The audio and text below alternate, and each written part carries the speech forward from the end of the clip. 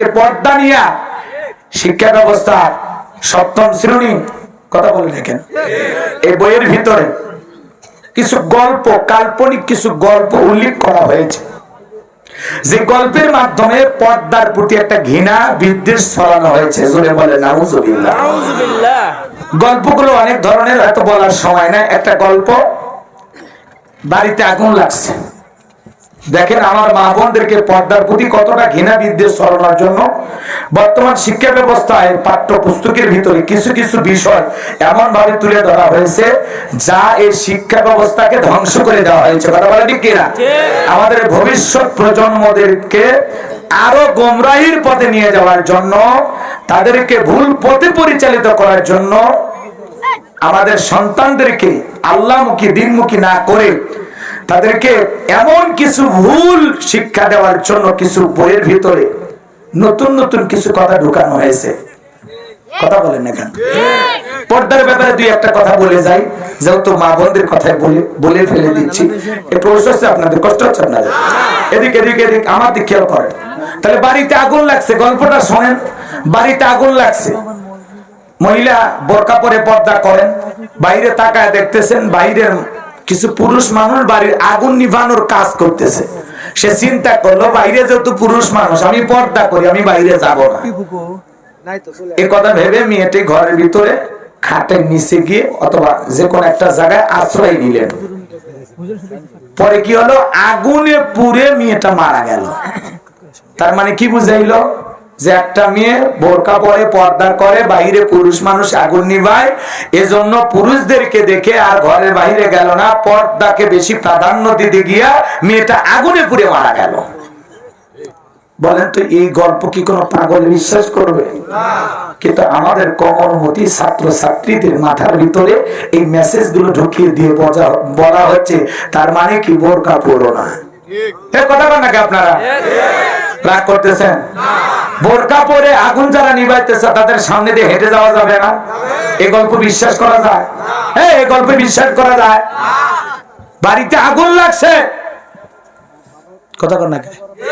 একটা যুবতী মেয়ে পানিতে ডুবে মরতেছে, আপনি কি করবেন? না বেগানা নারী তোলা দরকার নেই, মরে যাই যাক। কি বলেন? তুলতে পারবেন না? জায়েজ আছে না? জায়েজ আছে না? হঠাৎ করে পথ চলতে গিয়ে একটা দেখতেছেন একটা মহিলা মির্কি ব্যারাম থাকে, বিভিন্ন ছটফট করতেছে, কেউ নাই আশেপাশে। কি করবেন? মরে মরুক, হ্যাঁ, নাকি তাকে ধরে হাসপাতালে নিয়ে যাবেন? এগুলো কাল্পনিক কিছু গল্প পড়ায় পর্দার জন্য, যাতে বোরকা পড়লে যে মানুষের এই ধরনের হতে পারে। তার মানে কি মেয়েরা তোমরা বোরকা পড়ো না। নাউজুবিল্লাহ। আমার ভাইয়ের পরে আর একটা গল্প, রেল লাইনে পথ চলতেছে, স্টেশনে একটা মহিলা পড়ে গেল, বোরকা পরা পর্দা করা, তার সাথে কাজের মেয়েও ছিল। কি হয়েছে?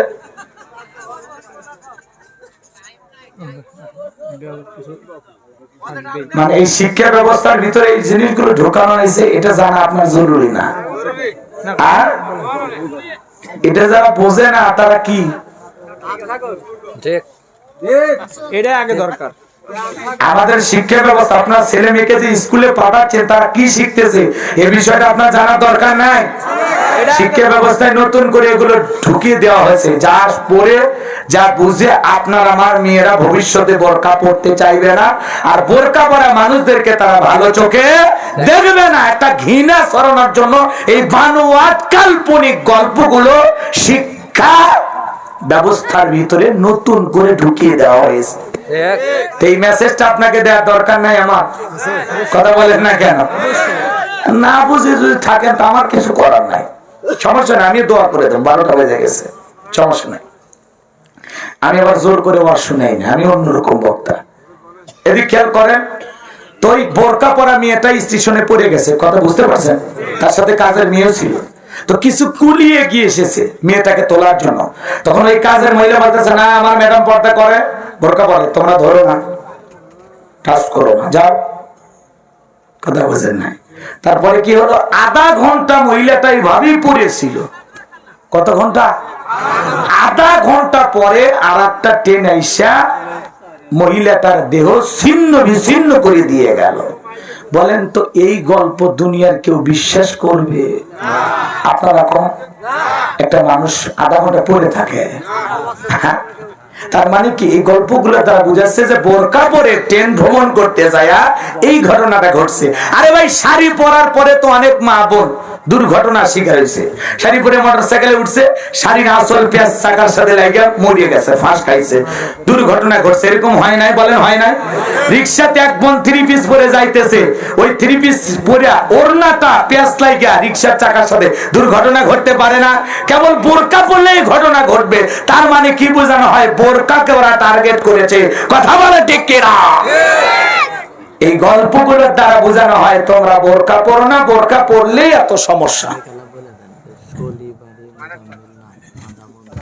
কষ্ট হচ্ছে আপনাদের? আমার ভাইয়েরা হৃদয়ের কান পেতে কথাগুলো শুনে যান। এই জন্য মা বোনদেরকে বলো, মা পর্দা হলো আল্লাহ দেয়া বিধান। অকরনা ফি বুয়ুতিকুন্না ওয়ালা তাবাররাজনা তাবাররুজাল জাহিলিয়াতিল উলা। নারীরা তোমরা ঘরের ভিতর অবস্থান করো, খবরদার জাহিলিয়াতি যুগের মেয়েদের মতো নোংরা অশ্লীল পোশাক পরে নিজের দেহকে প্রদর্শন করো না। নারীরা ঘরের ভিতরে থাকলে নিরাপদে থাকবে, আর মা বোনরা যখন জীবনের ব্যস্ততার কারণে বাইরে যাবে, ঢিলা ঢালা বোরকা পরবে, হাত মোজা পা মোজা লাগায়া রাস্তা দিয়ে পথ চলবে। একটা নারী যদি বোরকা পরে পর্দা করে, তাকে সম্মানিত করবেন কে? পর্দাশীল নারীর মর্যাদা বাড়ায় দেবেন কে? পর্দাগুলো নারীর সম্মান মর্যাদা বাড়ায়। পর্দাশীল নারীর উপরে আল্লাহ রহমত নাজিল হয়। একটা নারী যদি ঢিলা ঢালা বোরকা পরে হাত মোজা পা মোজা লাগায়া রাস্তা দিয়ে হাইটে যায়, মনের অজান্তে শ্রদ্ধার সম্মানে মাথাটা নত হয়ে আসে। পর্দা হলো নারীদের সিকিউরিটি দেবে, পর্দা নারীকে নিরাপত্তা দেবে। কথা বলেন না কেন আপনারা? পর্দা করলে নারীর সম্মান বাড়ে। সম্ভ্রান্ত ভদ্র ফ্যামিলির মেয়ে বোরকা ছাড়া কখনো পথ চলতে পারে না। আর বোরকা পরলে এই দুর্ঘটনাগুলো ঘটবে, অন্য পোশাক পরলে ঘটবে না। এই ধরনের বানোয়াট গল্প পড়ায়া ঘৃণা ছড়ায়া লাভ হবে না। আমরা মুসলমান জীবিত থাকা অবস্থায় পরিষ্কার ভাবে বলতেছি, এই গল্পগুলো এখনো সময় আছে, পরিবর্তন করে ফেলেন। কথা বলেন ঠিক কিনা? এরপরে বলতেছে মানুষ নাকি বানর থেকে আসছে। কথা বল না, রাগ করতেছেন? কষ্ট হচ্ছে আপনাদের? হোক, আমার সমস্যা নেই, আমি আপনাদেরকে বেশি বিরক্ত করব না। মানুষ আগে বানর ছিল, বিবর্তনের মাধ্যমে পর্যায়ক্রমে ধাপে ধাপে মানুষ কি হয়েছে? বানর থেকে মানুষ হয়েছে। নাউজুবিল্লাহ, একটু করে করেন। লাকাদ খালাকনাল ইনসানা ফি আহসানি তাকওয়িম। আপনাকে আমাকে এত সুন্দর করে কে সৃষ্টি করেছেন? খালাকাল ইনসান, মানুষ সৃষ্টি করেছেন কে? আল্লাহ। আপনার আমার সৃষ্টিকর্তা কে? আল্লাহ। আদম আলাইহিস সালামকে আল্লাহ পাক মাটি দিয়ে সৃষ্টি করেছেন। পৃথিবীর প্রথম সৃষ্টির মানব নাম আদম, তিনি হলেন আমাদের আদি পিতা এবং তিনি হলেন পৃথিবীর প্রথম মানুষ এবং প্রথম নবী। বলেন আল্লাহু আকবার। আজকে আমাদেরকে এই যুগে এসে বুঝাইতেছে ডারউইনের মতবাদ আমাদের উপরে চাপায় দেওয়ার একটা প্রচেষ্টা চলতেছে। ডারউইন ছিলেন একটা মাতাল, মদ খেয়ে এই কথাগুলো লিখেছে। একটা মাতাল কি লিখতে পারে বলেন? এই কথাগুলো বিশ্বাস করা যাবে না। আমরা যদি বলি ওই যে লম্বা লম্বা টাওয়ার দেখেন না, কথা কয় না কেন? তাহলে আমরা যদি বলি টাওয়ার থেকে জিরাফ, এই যে লম্বা জিরাফ দেখেন না, এই টাওয়ার থেকে জিরাফের সৃষ্টি হয়েছে, আপনারা বিশ্বাস করবেন? তো এগুলো বানোয়াট গল্প আমাদেরকে শোনায় লাভ হবে না। এই জন্য শিক্ষা ব্যবস্থা এগুলো পরিবর্তন করার দরকার আছে না নাই? আল্লাহ এই জাতিকে হেদায়েত দান করুন। জোরে বলুন আমিন। আরো জোরে বলুন আমিন।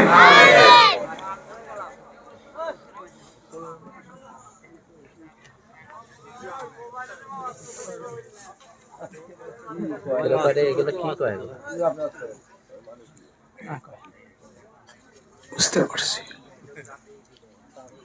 আমার ভাইয়েরা,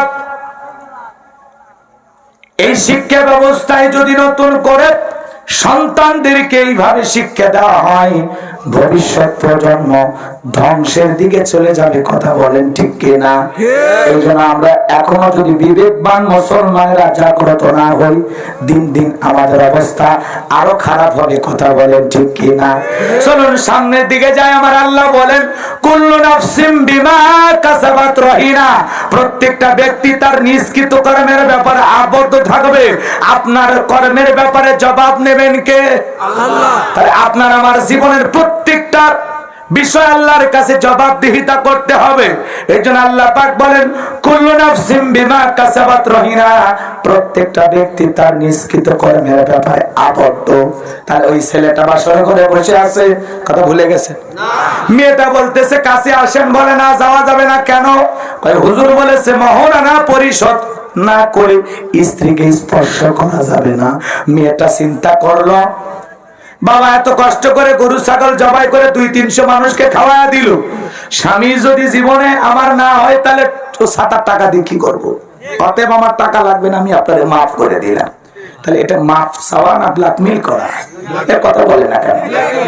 1 লাখ টাকা এক রাতে মাফ দেয় এইভাবে মানুষ।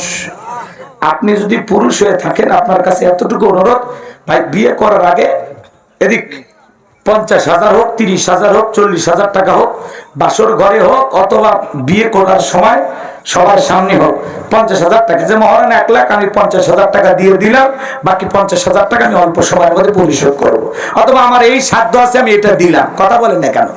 এই জন্য মহারানা পরিশোধ করে আমরা আমাদের স্ত্রীদেরকে ঘরে তুলবো। আল্লাহ কবুল করেন। জয় বলেন আমিন। আরো জোরে বলেন আমিন।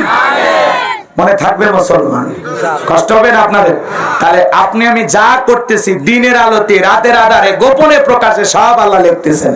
এই মাহফিল থেকে কে কি মন্তব্য করে যাচ্ছে, কার মনে কি হইতেছে, এই ব্যাপারে একদিন জবাব নেবেন কে? আল্লাহ। কথা কয় না কে? আমি তো আমার বাপ দাদার গল্প শোনাইতেছি না। এই সমাজকে পরিবর্তন করতে হলে ওলামা ইকরাম কি বলে শোনা লাগবে। অনেকে আছে ফুং ফাং ওয়াজ শুনবে, বুঝেন না? তো আলগা শ্রোতা থাকবে। আমি আপনাদের উদ্দেশ্যে ওয়াজ করতেছি না, ওয়াজ করতেছি পুরো জাতির উদ্দেশ্যে। কথাকে বোঝা গেল? আমার কথা আমার লাইন মতোই বলতে হবে। আমি ভাটিয়ালি গান গাওয়ার জন্য আসি নাই। অনেকে মনে করে এই হুজুর গান গায়, কথাকে বোঝেন না? তো 2-1টা লাইন শুনে মানুষকে ধারণা করলে ভুল বুঝবেন। কারণ একটা বক্তা এসে 2 ঘন্টা ওয়াজ করে জীবনে কোনোদিন 2 ঘন্টা গান গায় না। আর 2 ঘন্টা গান গাইলে স্যান্ডেল কি আপনাদের কাছে থাকবে? কথা কন না কি আপনার? এজন্য আল্লাহ ওনাদেরকে হেদায়েত দান করুন। এই যে 2-1জন মন্তব্য, মোবাইলে কি শুনছেন? মোবাইলে কি শুনছেন? মোবাইলে 2 ঘন্টার ওয়াজ শুনছেন? তো না শুনলে বুঝবেন কি? আমি আয়াতের কথা বোঝানোর জন্য এত কথা বললাম, কিন্তু আপনারা যদি না বোঝেন আমার করার কিছু নাই। আমার ভাইয়েরা হৃদয়ের কান পেতে কথাগুলো শুনে যান। আমার আল্লাহ পাক বলেন, কুল্লু নাফসিম বিমা কাসাবাত রহিনা, প্রত্যেকটা ব্যক্তি তার নিষ্কৃত কর্মের ব্যাপারে আবদ্ধ থাকবে। আপনি ভালো কর্ম করবেন, তার ফলাফল আল্লাহ পাক হাসরের ময়দানে আপনাকে দেবেন। যদি মন্দ কর্ম করেন সেইটাও আল্লাহ পাক হাসরের ময়দানে আপনার আমার হাতে ধরিয়ে দেবেন। এরপরে আমার আল্লাহ বলেন, ইল্লা আসহাবাল ইয়ামিন, আমার আল্লাহ বলেন ডানপন্থী যারা জান্নাতি তারা। সুবহানাল্লাহ বলেন। ডান পাশে যারা থাকবে তারা নিরাপদে থাকবে, বলেন সুবহানাল্লাহ। আমার আল্লাহ পাক বলেন, ওয়া কুনতুম আজওয়াজান সালাসা ফাআসহাবুল মাইমানাতি মা আসহাবুল মাইমানা ওয়া আসহাবুল মাশআমাতি মা আসহাবুল মাশআমা ওয়াস সাবিকুনাস সাবিকুন উলাইকাল মুকাররাবুন।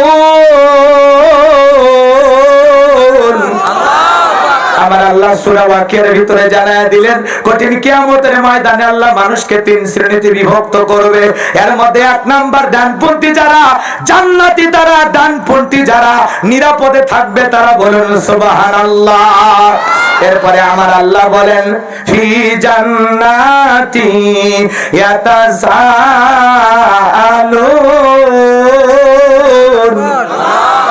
তারা থাকবে জান্নাতের বাগানে, আর জান্নাতি আর জান্নাতি আর একজন জান্নাতীর সাথে পরস্পরের গল্পে লিপ্ত হবে। সুবহানাল্লাহ বলেন।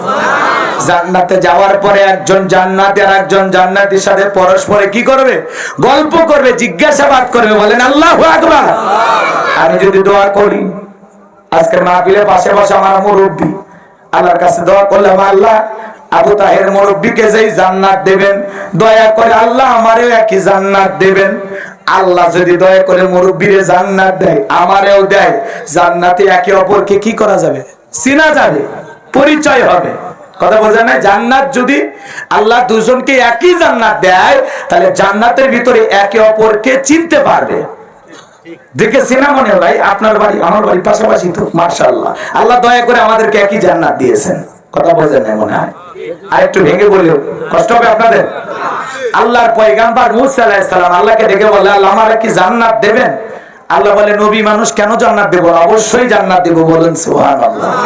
ডেকে বলে, আল্লাহ জান্নাত আমার প্রতিবেশীকে হবে জানতে চাই, কারণ প্রতিবেশী যদি ভালো হয় দুনিয়াতে বসবাস করে শান্তি পাওয়া যায়।